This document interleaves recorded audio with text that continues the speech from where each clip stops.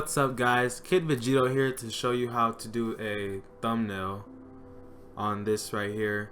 It's going to be focused on sci-fi and stuff. It's majority Cinema 4D, barely any Photoshop, just a little bit of compositing. So yeah, let's get started. So open up Cinema 4D and grab a plane up here in the Objects tab and Plane. Change your width and height segments to 8,000 by 8,000.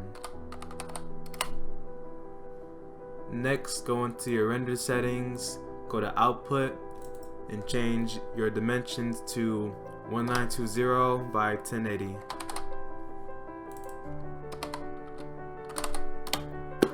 We won't be doing any effects right now like ambient or global because we're going to be doing a lot of test renders. So yes, alright. Next thing you want to do is load in your characters. You will not be using the characters I showed because they belong to someone else, a specific developer, so I can't use it for like to give away or anything. So yeah, you have to use your own characters, but the results will still be completely the same. It will look very accurate as long as you don't use any low trash quality characters. Alright, so let's load them in. I'm going to be using something simple like a stormtrooper maybe.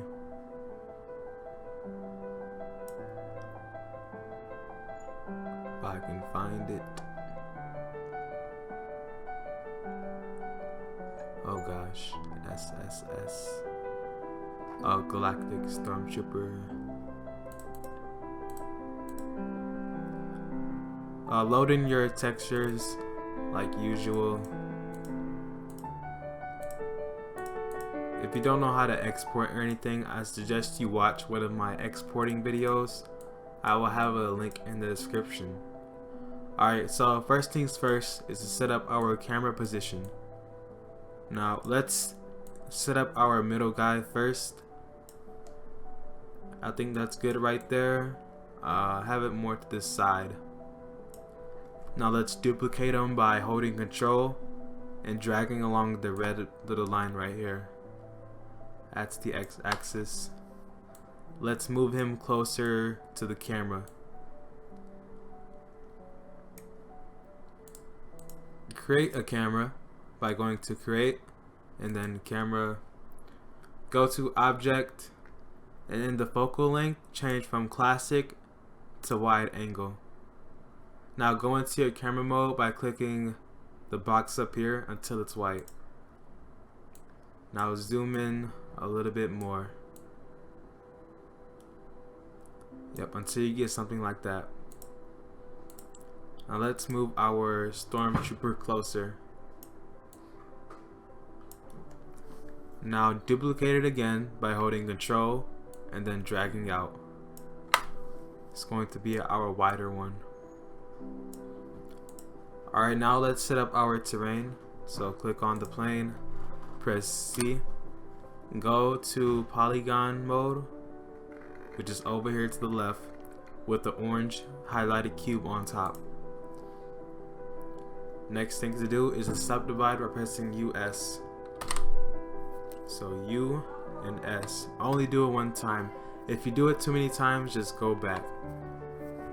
Next thing you want to do is right click anywhere on the screen and go to, let's see, brush mode. Check surface, and from fall off go to constant. From mode change to surface. Put your strength at like 30. Change your radius to, let's see, like 600. Now just start brushing across, drawing out some geometry.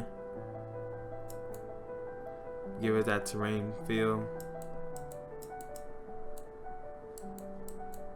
I'm going to subdivide one more time. So just US to subdivide. Going to lower my radius and just bring up some geometry by the feet.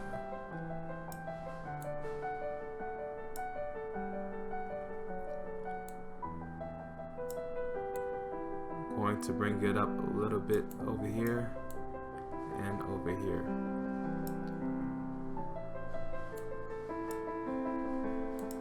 Lower my radius some. Because it's too spiky over here, you don't want it to be spiky. Now to go down, like to lower your terrain, just change the strength to a negative value. So negative 30 is what I'll be going for.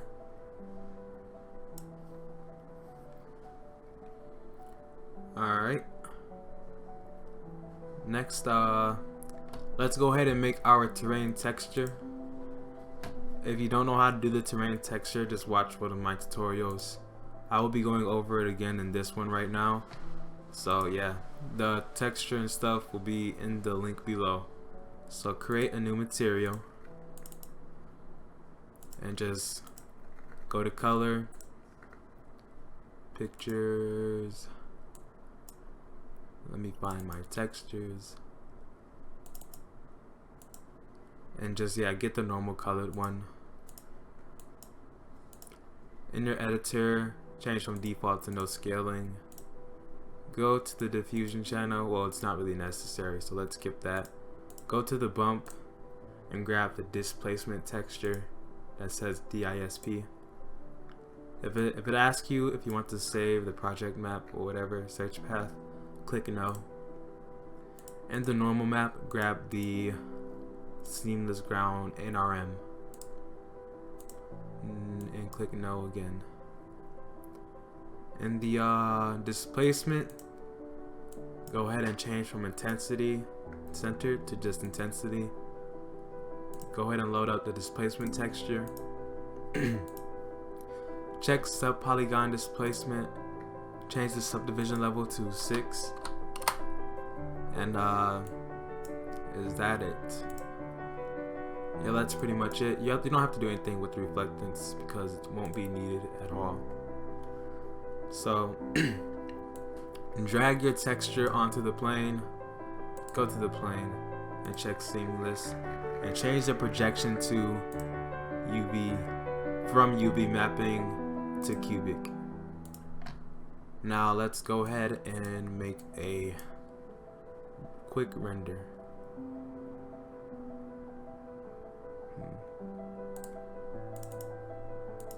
It's not smooth at all.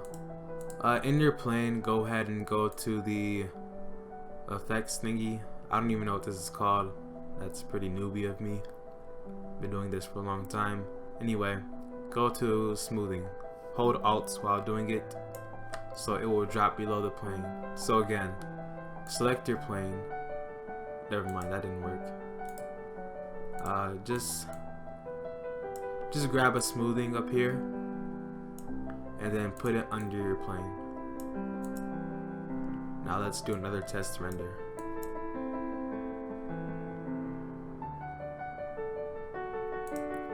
I'm going to lower the strength on the smoothing.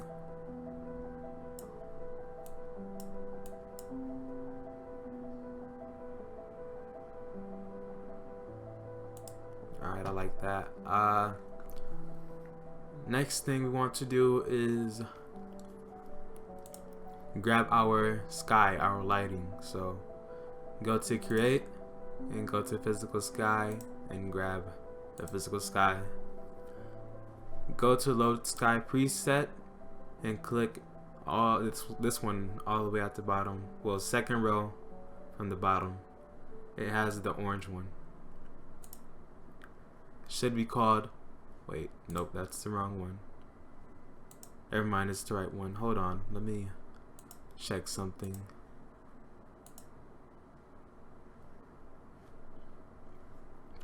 Alright, it's the right one.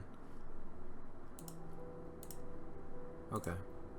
Again, load sky preset and the second, and the one that's on the bottom row, second from the bottom. Now get out of your camera view and just go ahead and rotate the sky some. Do it at a random one until it gets kind of bluish light in the atmosphere. See how it's kind of orange? Hold on, I will show you. So yep, I have to do something really quick. Anyway, if you want the same sky position as me, just go ahead and copy these rotations values into your own rotation values. So yeah, and if you're still stuck, like if you can't move anything or don't have any tools to rotate, just go back into your object mode up here. It's the highlighted, well, outlined orange box. Yep. So next step is to start positioning your character. So yep, this is going to be a little bit time consuming. I don't know, I think I'm pretty fast with this. So yep, just going to skip this part. Alright guys, so after you're done positioning your characters, just go, let's do the next step, which is the depth of field. Go to camera, go to object, and the focus distance, click on the cursor and click on the character in the middle. Go to physical, whoa. Yeah, go to physical, then go back to your render settings. By the way, if you're getting like slow renders, just go into the material and turn off the displacement until you're ready for the final render. Like I said, if you're getting slow renders, turn off displacement for your terrain material for faster renders. So yeah, displacement takes up RAM and I think CPU, I don't know, and it will, if you don't have good RAM or large enough RAM, you know, it will take quite a bit to render. Yep. And if you're really crashing or something, if it's really on a bad level, just lower the mess out of the subdivisions to like 3 or 4. Turning it back up to 6 though, cause I'm good. Yeah, I don't know about you though. Anyway, yeah, go back to render settings. Change from standard to physical. Go into physical and check the depth of field. Go back to camera and in the f-stop, change it to 0.2. Hold on, let me see something.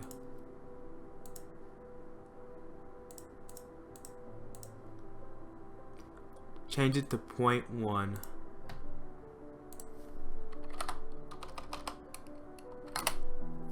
F-stop 0.1. Let's give it a test render.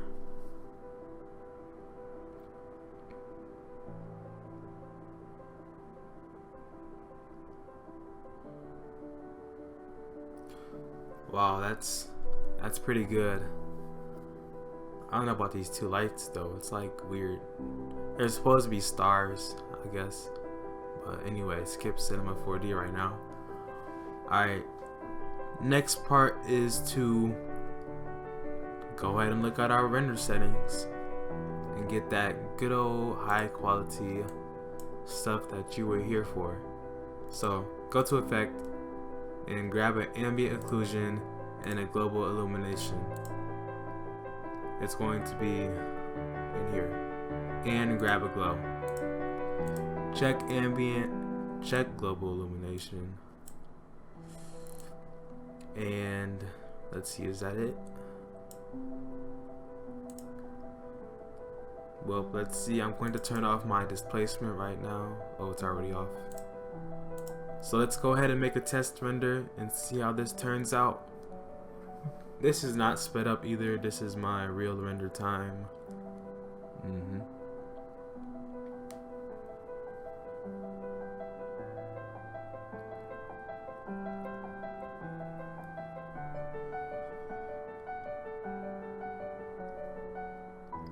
That's some good lighting on the character. Good shadows. Wow, even without the displacement turned on, it still looks really nice. So if you don't want the displacement, you don't have to, but it gives it that extra detail on the ground.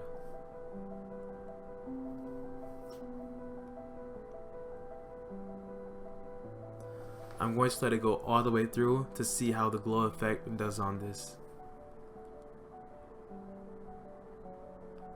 See, it gives it kind of that soft feel to it. Anyway, so yeah, your render should look like this. It really should. Let's do some effects on the characters. If you look at mine, you can kind of see how it has that little reflections. This isn't necessary, and I also forgot to add the red light in the back, so yeah. Alright, let's go back to it. So get back out of your camera view, go up here to lights. That was my phone. Anyway, back up to lights and grab a light. In the light settings, go to general, go to shadow maps and change it to soft. Go to details and change the fall off to physically inverse square, physically accurate. So this will give it a fall off effect, so it won't just boom all the way through. It will have a kind of a area of illumination. Alright, and position it where you want it. I'm going to have it be right here.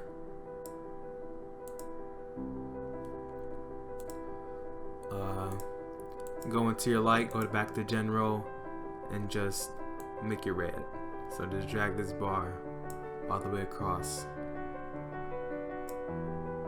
Go ahead and do a test render.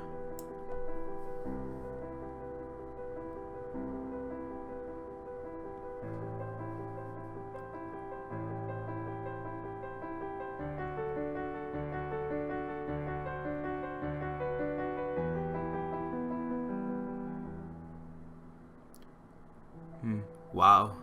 Alright. That's pretty good. Pretty neat. I'm liking it so far. Let's see how it looks on our character to the left. Yeah, he's going to be blurred out anyway. I don't care. Let's do it on this person. Oh yeah, by the way, if you don't want to render out the whole thing, just go to the middle render button and like hold it and do render region, and then drag anywhere you want to give a small portion of render.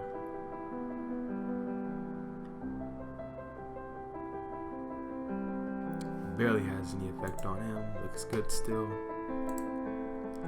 Alright, I'm going to test out some reflections and stuff on our characters.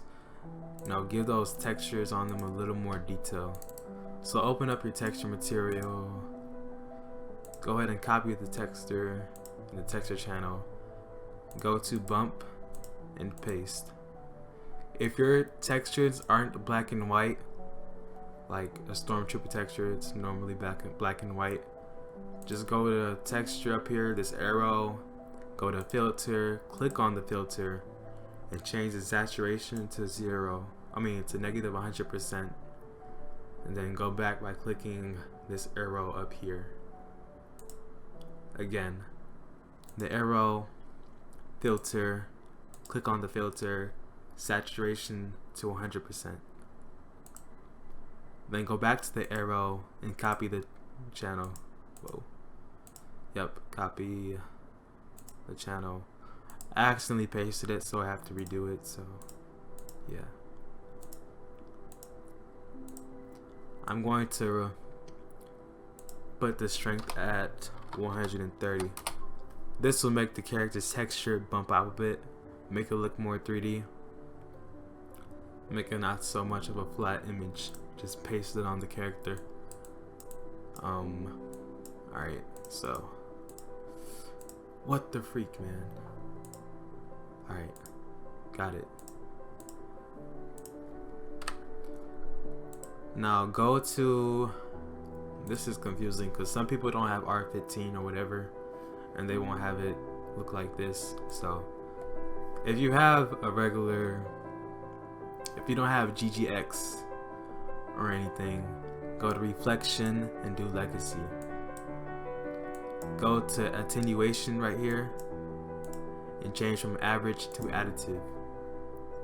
And the roughness, make sure your bump map texture is copied and paste it into the roughness map.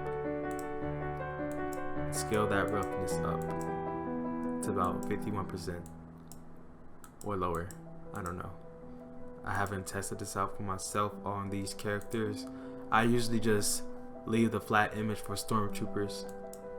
Anyway, let's bring that reflection strength down heavily to about 11%.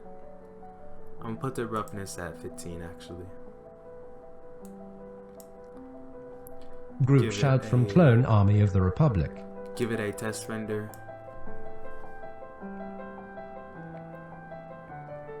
Oh yeah, make sure you paste that bump map into the layer color too. It's not giving me much of a difference.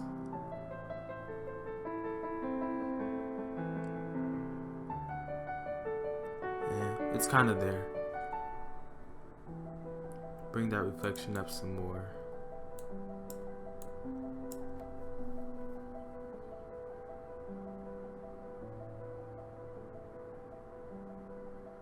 Yeah. Oh well, it's not doing that much. So I'm gonna leave it how it is. See how it looks on all the characters.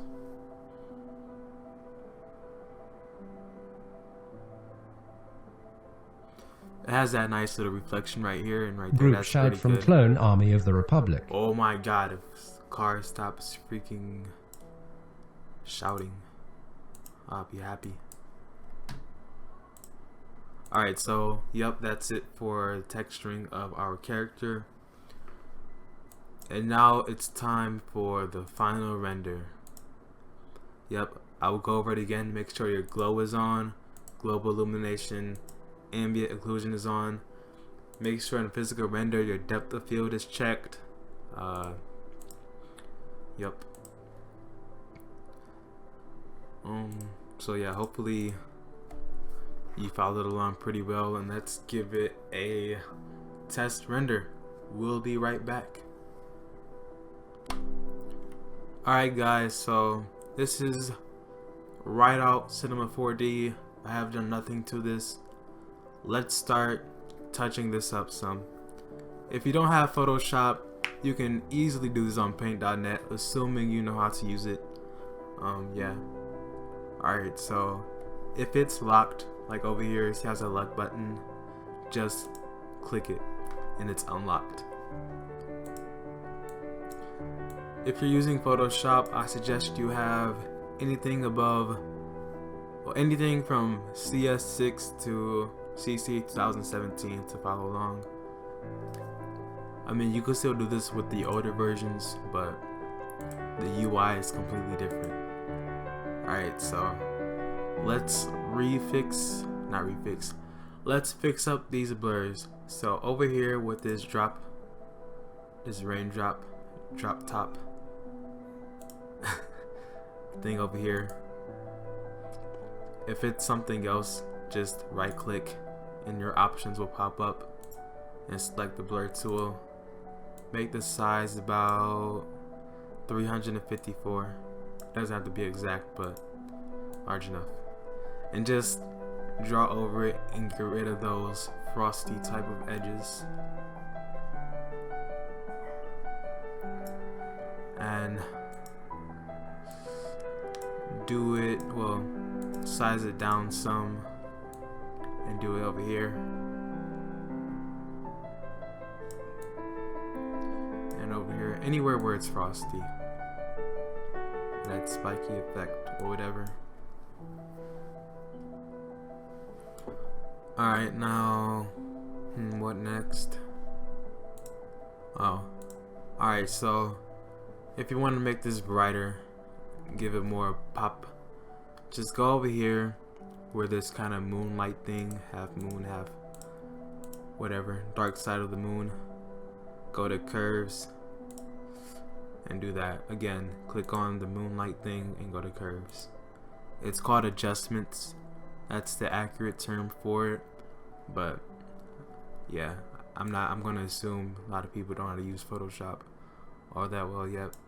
Alright, anyway, so this is your curves. What this does is this fixes up your lighting, fixes up your coloring and all that other stuff. You can make this like a whole different color, completely red, completely blue or green. You know what I mean. Cringe. Alright. I'm going to make this a bit greener. So I'll go to red. And in the top one all the way over here, just drag it down some to about there. Go to RGB and drag this white one up to make it brighter. Right there is good. And that's perfect. I like it. Alright, so is there anything else I really want to do to this?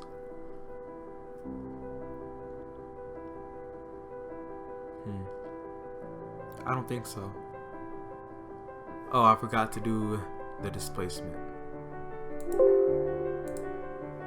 Oh well, you can still follow along. What else is there to do? Let me see something. I guess that's it, guys. I'm gonna do something extra, like some smoke effects. So I'm gonna show you guys how to do Photoshop effects, not like handmade Photoshop effects like 9R or SKZR or Poseidon FX.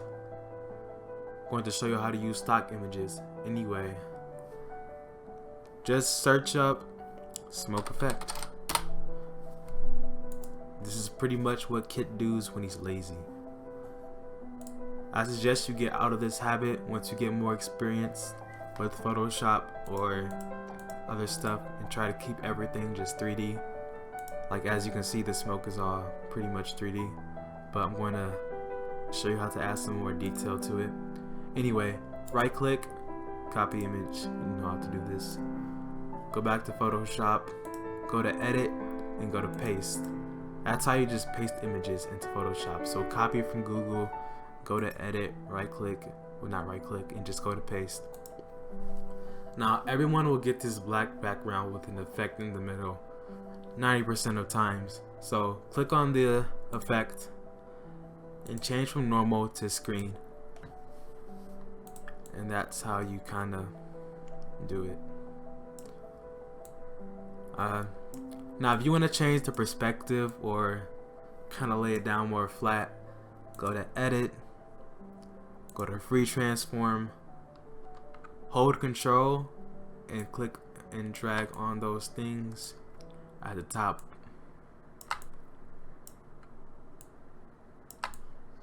Boom, it's more flat now.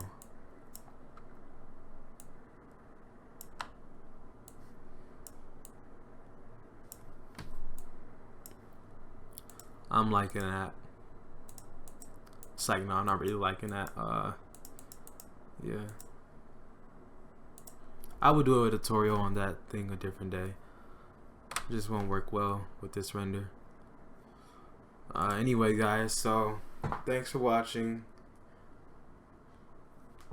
I hope you do well with your GFX career, I guess. Good luck to any of you. Make sure you like and subscribe for more tutorials.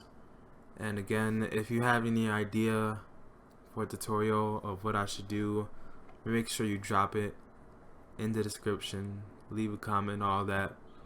If you have GFX friends, make sure you share this video with them. Show some support. Make sure you follow my Instagram and Twitter, and check out my Divine Art. Links will be in the description.